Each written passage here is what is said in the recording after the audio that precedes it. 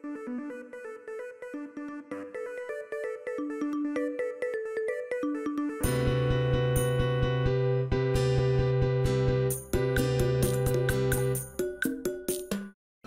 Will. Hey.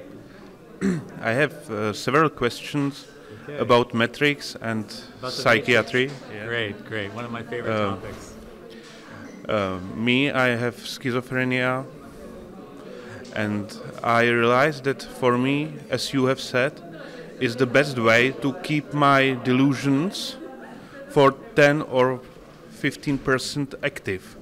Can you say something about this philosophy? Because it's strange that I heard the same about you. Yeah, I think it's all about not being overwhelmed.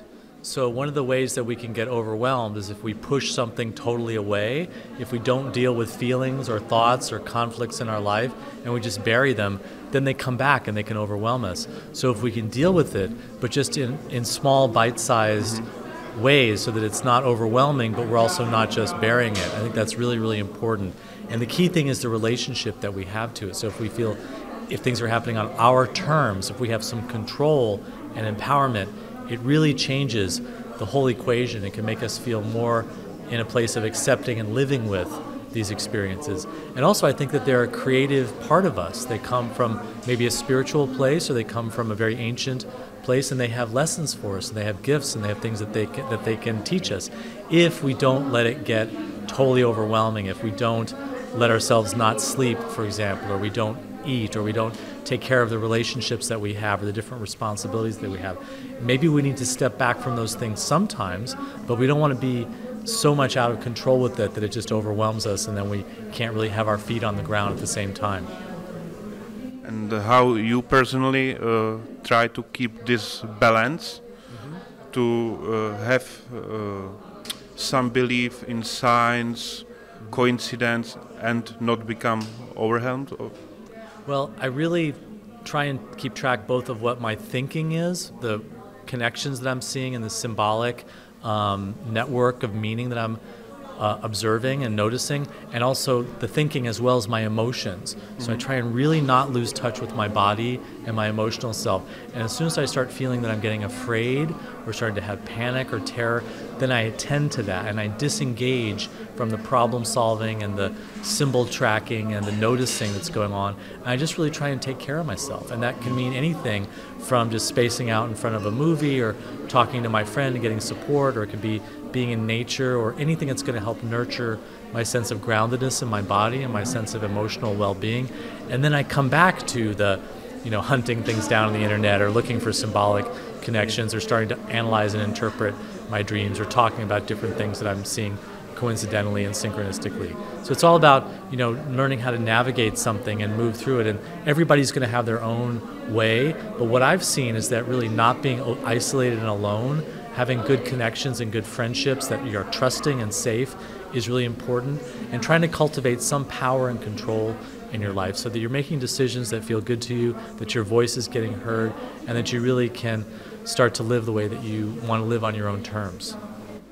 Now I have two more questions. Okay. One is quite nice, and the second is a bit like not so nice. Oh, okay. So not so nice one first, or nice, not nice first. Yeah, that might be get the okay. Taken care of. We know that. Of the nice one. Okay, yeah. A lot of people in Czech Republic believed in recovery movement, but somehow not everyone succeeds. As we have heard in discussion. How do you feel about this, that for some people you may be something like a half one-eyed king in an amount of blind people, like showing them way, but some of them are lost on this track? Yeah. Well, I think first of all, it's really important that we recognize that when we're talking about madness, when we're talking about the things that get called psychosis, we're really at the heart of the mystery of what it is to be human. No one has a recipe, no one has an analysis or an interpretation or a solution.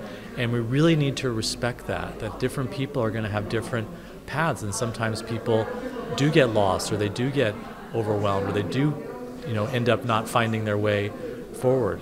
I feel that the situation around psychosis and extreme states and altered states of consciousness, it's really like the gay liberation movement. If you're surrounded by a society that's unsupportive and that is scared of you, and that stigmatizes you and scapegoats you, then it's going to be really hard for you to find your own freedom and your liberation.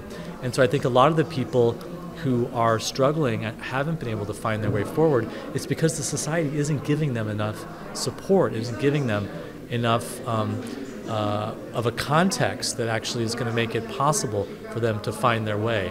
And so I think that we need to work individually with people, but we also need to work to change the society and make the society more of a proactive and supportive context that people can grow and learn from.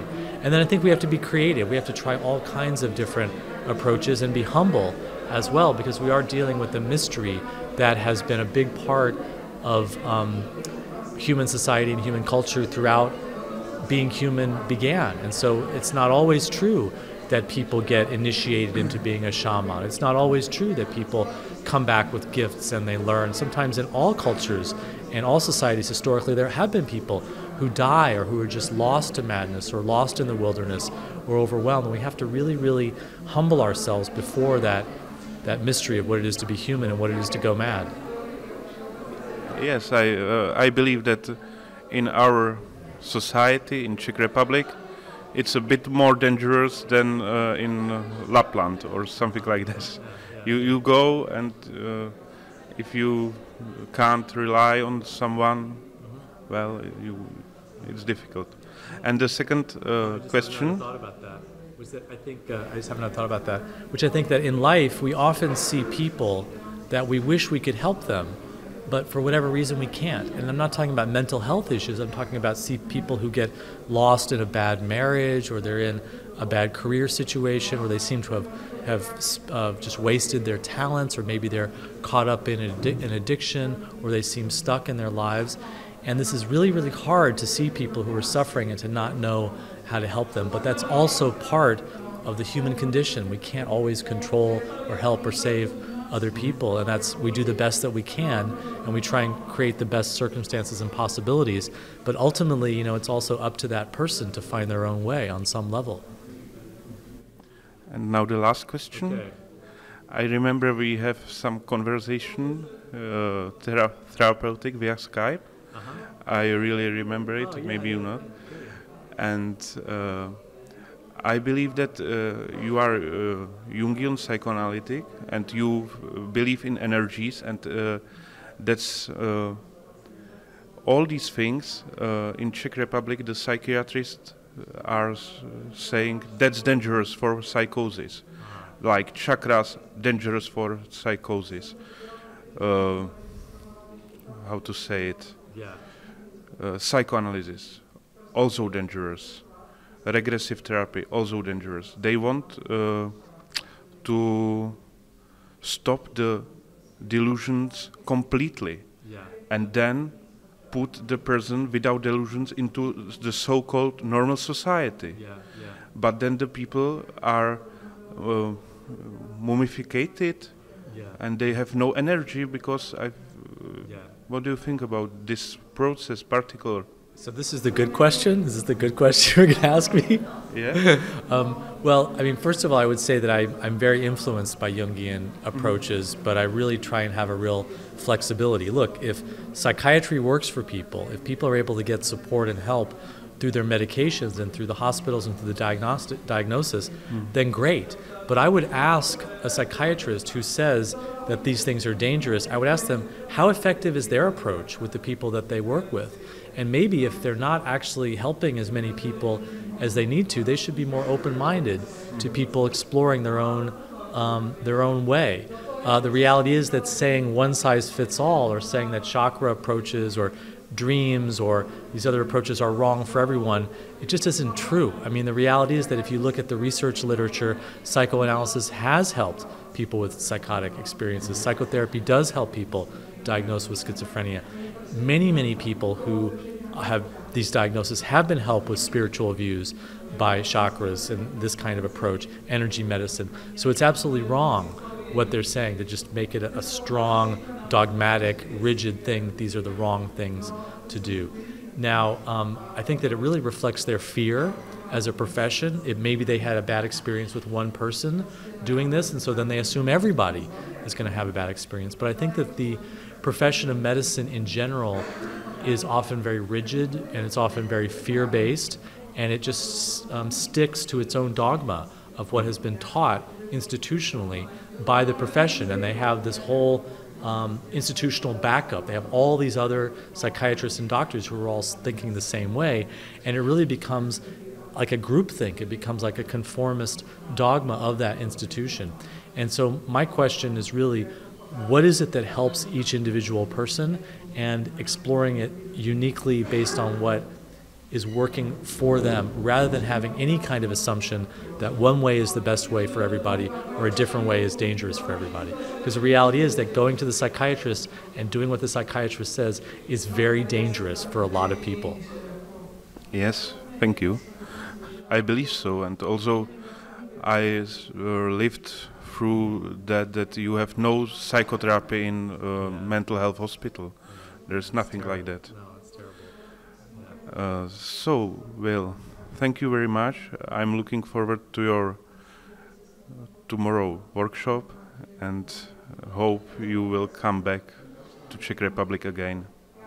It's a really great honor to be invited here. Wonderful people, wonderful place to teach, and a lot of interest and enthusiasm and openness. And so thank you very much for the invitation.